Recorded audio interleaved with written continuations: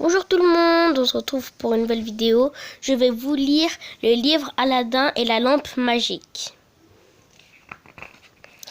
Oui, la lampe magique. Mais dans le film, il n'y a pas écrit et la lampe magique, il y a écrit Aladdin normal. Mais c'est vrai que je préfère quand il y a écrit la lampe magique parce que Aladdin, c'est parce que ça parle aussi d'une lampe magique, vous voyez, donc c'est mieux de mettre les deux. Moi, en tout cas, le livre, je l'avais beaucoup aimé. Ah, le petit singe Abou, le petit Aladdin. Il ressemble pas à Aladdin, oui, je sais. Et la lampe magique.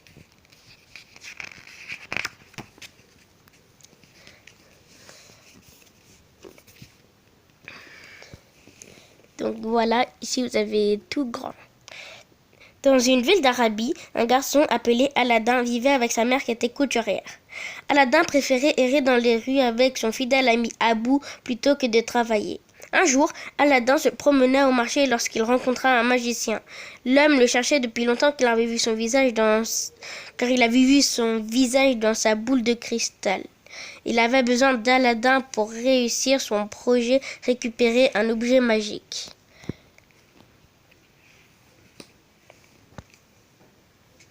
Je vous montre le dessin. Je suis ton oncle, mentit le magicien. C'est incroyable de te retrouver dans cette ville. Aladdin fut très surpris car il ne savait pas que son père avait un frère. Le magicien avait besoin du jeune homme pour entrer dans la grotte qui contenait une lampe magique. Si tu me suis, tu deviendras très riche, promit le magicien. Aladdin ne put y résister et se mit à marcher avec l'homme.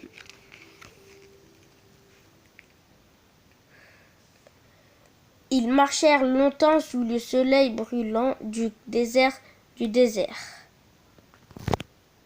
Soudain, le magicien s'arrêta et prononça une formule magique. L'entrée d'une grotte apparut alors. Aladdin apparut alors. Aladdin, entre et ramène-moi la lampe, dit le magicien. Dès que ça sera fait, tout le trésor sera à toi. Le jeune homme était un peu effrayé, mais il entra. À l'intérieur, des montagnes de bijoux et de pièces d'or recouvraient les parois. Les deux jeunes hommes et la petite grotte qui ressemblait pas à une grotte.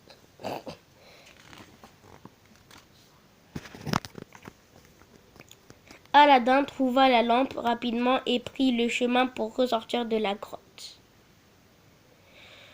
Il tendit le bras au magicien pour qu'il l'aide à sortir. « Donne-moi la lampe, dit l'imposteur. Mais Aladdin se méfia et se mit à reculer. À ce moment-là, le magicien entra dans une colère noire et dit une formule magique qui fit tomber des pierres sur l'entrée de la grotte. « Aidez-moi, je suis enfermé !» cria Aladdin.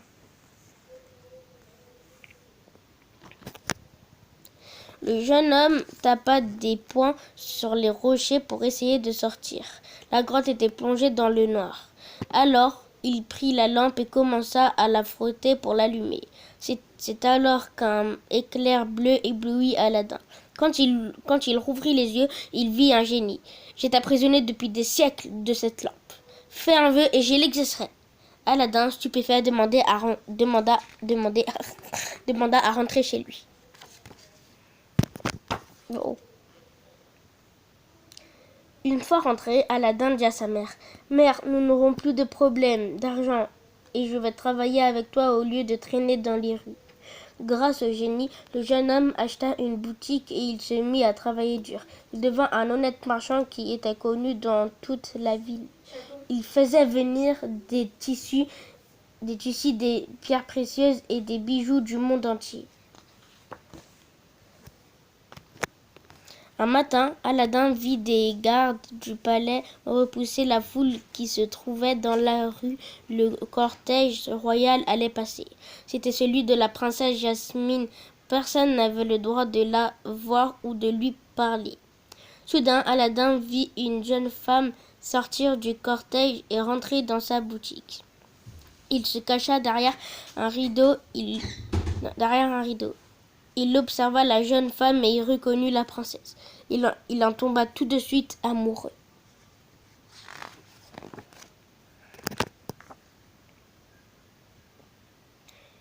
Aladdin ne pensait plus qu'à Jasmine. Il devait lui avouer son amour. Il demanda au génie de l'aider. Il fit apparaître un tapis magique. Une fois dessus, Aladdin commença à décoller. Il se dirigea vers le palais et arriva devant la fenêtre de Jasmine. La princesse sortit et l'écouta.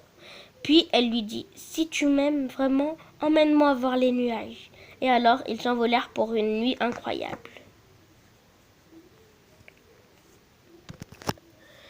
Le soleil allait se lever quand les amoureux durent se quitter. Aladdin ramena Jasmine jusqu'au palais. Il lui promit de l'épouser demain. Demain, j'irai voir le sultan et je suis sûre qu'il acceptera de nous marier. Mais Aladdin ne se doutait pas que le magicien avait retrouvé sa trace. Je ne laisserai pas la lampe magique dans les mains de ce vaurien. Je dois la lui voler dès cette nuit.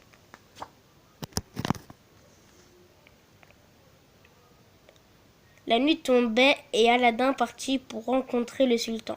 Il avait laissé la lampe dans sa boutique. Le méchant magicien attendit qu'il s'éloigne et entra dans la boutique en cassant une vitre.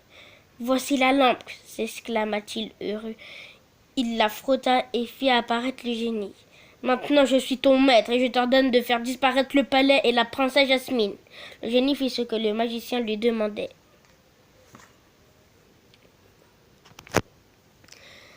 Aladdin arriva au palais. Mais il a disparu, s'écria-t-il. Il regarda autour de lui. Soudain, il aperçut le magicien. Il tenait dans ses mains la lampe magique. « Génie, fais disparaître ce garçon, ordonna-t-il très vite. Très vite, Aladdin alla se cacher. Pendant ce temps, Abou s'approcha du magicien sans se faire voir et lui sauta dessus pour lui prendre la lampe des mains.